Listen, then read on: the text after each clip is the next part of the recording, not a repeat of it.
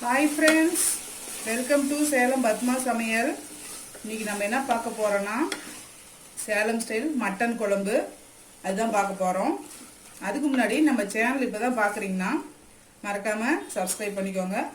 பக்கத்தில் இருக்கிற bell button அழுத்திக்கிட்டிங்கன்னா புதுசாக நான் எது போட்டாலும் உங்களுக்கு உடனே நோட்டிஃபிகேஷன் வரும். மறக்காமல் பண்ணிக்கோங்க. இப்போ பாருங்கள், நான் ஒரு குக்கரில் ஒரு 3 டேபிள் ஸ்பூன் அளவுக்கு கடலெண்ணெய் ஊற்றிருக்கேன்.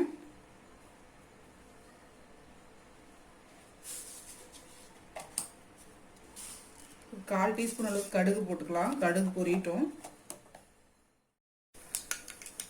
இப்போ பாருங்கள், கடுகு பொரிஞ்சிடுச்சு. நான் இது பார்த்தீங்கன்னா ஒரு 15 சின்ன வெங்காயம், ஒரு சின்ன துண்டு இஞ்சி, ஒரு 15 பல்லு பூண்டு இதை வந்து அரைச்சி வச்சுருக்கேன். இது போட போகிறப்ப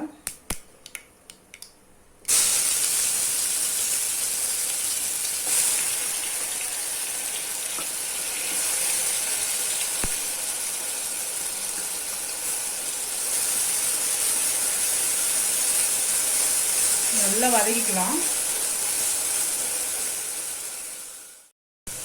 இப்போ பாருங்கள், வெங்காயம் நல்லா வதங்கிருச்சு. நான் வந்து இப்போ ஒரு கொத்து கருவேப்பிலை போட்டுக்கிறேன். இது பார்த்தீங்கன்னா 2 தக்காளி கட் பண்ணி வச்சுருக்கேன், அது போட்டுக்கிறேன்.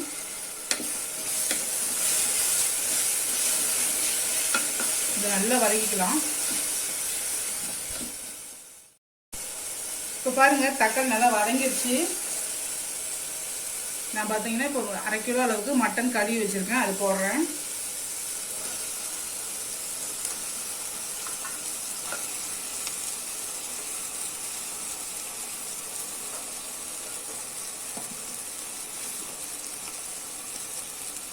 ஒரு 1/4 டீஸ்பூன் மஞ்சள் பொடி இது போட்டு நல்லா மிக்ஸ் பண்ணிக்கலாம். வதங்கணும் நல்லா மட்டன்.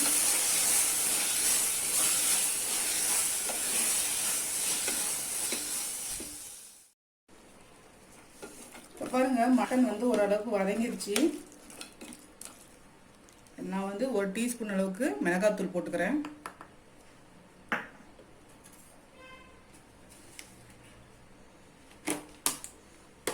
இது பார்த்தீங்கன்னா நம்ம சேலம் மட்டன் மசாலா. இது லிங்க் பார்த்தீங்கன்னா நான் கீழே அமைச்சிருக்கேன், நீங்கள் பார்த்து பண்ணிக்கோங்க. இது வந்து நான் வந்து 3 டேபிள் ஸ்பூன் அளவுக்கு போடுறேன். நல்லாயிருக்கும் வாசமாக. கடையில் வாங்குறதோட இது நல்லாயிருக்கும். பாருங்க, 3 டேபிள் ஸ்பூன் அளவு போட்டிருக்கேன். இது நல்லா மிக்ஸ் பண்ணிக்கலாம்.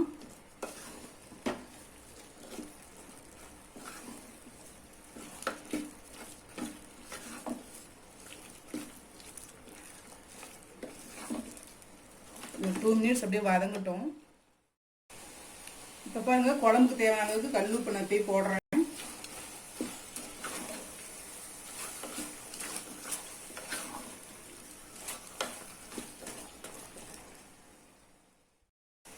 இப்போ தேவையான அளவுக்கு தண்ணி ஊற்றிக்கலாம்.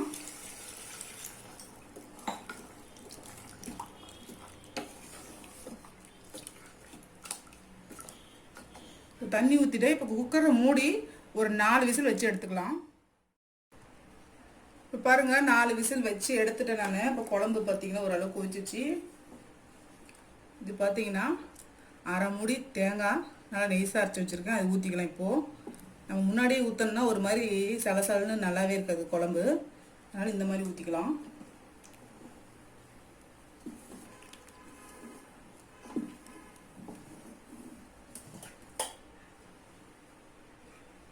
கொஞ்சமாக நான் தண்ணி ஊற்றிக்கிறேன்.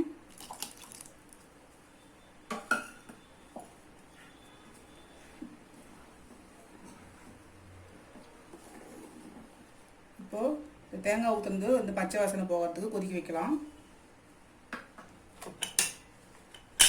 குக்கர் சும்மா மூடி விசில் போட வேணாம், அப்படியே கொதிக்க வச்சுக்கலாம். இப்போ பாருங்கள், தேங்காய் ஊற்றி ஒரு 10 நிமிஷம் கொதிக்க வச்சுட்டேன் நான். குழம்பு நல்லா கொதிச்சிருச்சு. இப்போ வந்து நான் கருவேப்பிலை கொத்தமல்லி போட்டு இறக்கிடுறேன். அவ்வளோதாங்க, நம்ம சேலம் ஸ்டைல் மட்டன் குழம்பு ரெடிங்க. இப்போ பாருங்கள், நம்ம செஞ்ச சேலம் மட்டன் குழம்பு ரெடி ஆகிடுச்சுங்க. இது நல்லா டேஸ்ட்டாக டிஃப்ரெண்ட்டாக இருக்கும். ஒரு வாட்டி இந்த மாதிரி ட்ரை பண்ணி பாருங்கள். இந்த வீடியோ உங்களுக்கு பிடிச்சிருந்துச்சின்னா மறக்காமல் லைக் பண்ணுங்கள், ஷேர் பண்ணுங்கள், கமெண்ட் பண்ணுங்கள்.